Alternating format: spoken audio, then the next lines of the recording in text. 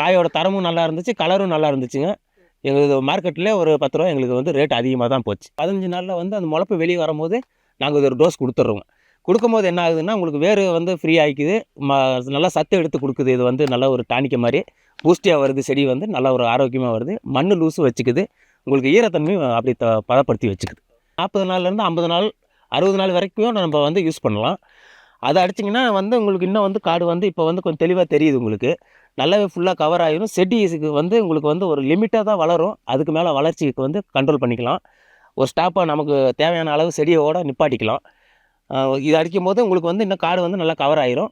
இதனால் வந்து நல்ல காய் வந்து நல்லா சைனிங் கிடைக்குது. கிழங்கு வந்து நல்லா துருவாகுது, ஊறுது. பீட்ரூட் வந்து உங்களுக்கு நல்லா அந்த கலர் வந்து இந்த வெள்ளை கருப்படி வரும். அது வராமல் இருக்கிறதுக்காக அந்த சிவப்பு வந்து நல்லாவே சைனிங் கிடைக்கும். பார்க்குறதுக்கு நல்லாயிருக்கும். உங்களுக்கு ஈல்டும் இன்னும் கொஞ்சம் வந்து அதிகமாக இருக்கும்.